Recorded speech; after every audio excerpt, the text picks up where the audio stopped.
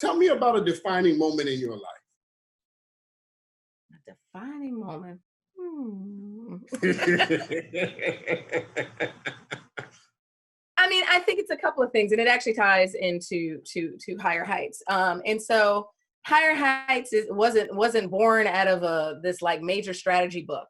In 2010, if y'all remember that, everyone thought that that was the election where the bottom fell off. You remember that, right? It was like Yeah, we yeah. elected Obama, and we're in his midterm, and we're going to keep the House, and there's going to be all this amazing thing. And if you remember, in 2010, from a Democrat perspective, we lost the House, right? You lost a slew of governors races. I was working for a political organization focusing on on public education reform. And so literally that evening, our leadership was like, if we couldn't get this done under the current, like the current political environment, we can't get this done now with this like, multiple like different leaders in office. Right. That being said, they gave us a great package. Praise God for a package. And so I had an opportunity for the first time to figure out what your next step is. When you work in politics, you sometimes come out of an election without a job. And so I took that Without a time to package. try to figure out my next steps. And I took a girlfriend to coffee. I started taking some friends to coffee, going, what do I want to do next? And we had coffee, and we literally sat there complaining. We had worked in progressive politics, and for us, how we worked in progressive politics, both on a statewide level in New York and on a national level, was it can be a very white room, and we literally Mm. were complaining about being in a white room, waving at the four other people of color. And so what went into a rant was literally one of us saying, we should start our own thing. And then it became the Black girl, we should start our own thing. And literally at Brooklyn Cafe, on a gray, dreary day, we went from saying we should start our own thing to writing down the words higher heights for the first time in Mm. that cafe in 2011. And we spent a year and a half determining what this could look like. What does a political organization look like? And then you fast forward yourself to 2018 and 2019, 2018, where you had Stacey Abrams, who we helped to organize, become the first Black woman to ever be a major party nominee for a governor in a year that was 50 years after Shirley Chisholm became the first woman to ever be elected to Congress.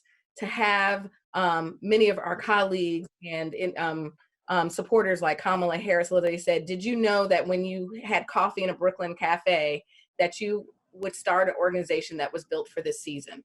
And so I absolutely think the defining moment is to know that an idea by two friends, Kimberly Peeler Allen and I, was able to turn into a political home for Black women.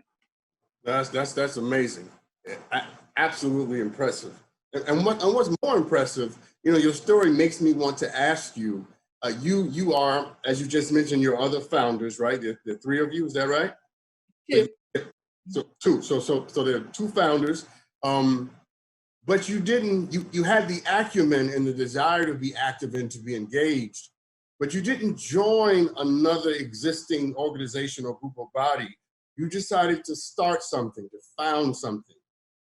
Tell me why you had the spirit of a founder, of founding something was more in line with what you were thinking and feeling than it was to simply be a part of the continuation of some other existing organization.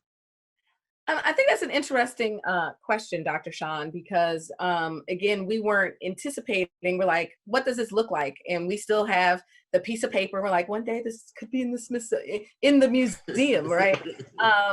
And it was like we didn't think we saw something that we could see ourselves in, right? That we wanted to re-envision what a national organization can look like, and Yes. for me, and oftentimes if you look at women's leadership, the notion of like being risk takers, right? Oftentimes Black women don't have the luxury to be a risk taker, right? For a variety of reasons. We are taking care of our homes, we are financially supporting others. So oftentimes Black women are like, we can't be like our white male counterpart, like, I'm going to try these 5 things and fail, oh well. Oftentimes Black women don't have the luxury to do that. And my brother gave some advice at that season, which is you're never going to find your brightness until you step into the darkness. and step out on faith. And I think that's what Kimberly and I decided to do, that we didn't know what this journey would bring, didn't know if it would be around for more than 1 year. And to then have an infrastructure and an apparatus when we see a record number of Black women running for office, the national narrative shifting to that Black women are absolutely the building blocks to a winning coalition for elections, that this is absolutely unleash our political power to ensure that our, not only do Black women, but our families, our communities, and our nation, give us the tools to be informed and engaged and to take action. No, it's a marvelous answer, and you went exactly down the road I was hoping you were going to go, which would allow me to say to my audience, Exhibit A, if you are existing in a place where there isn't an organization or a body that is doing or manifesting what you want to do, you have the right and the power to do it yourself. Write the book you want to read, create the organization you want to be a part of if it doesn't already exist. So thank you for that.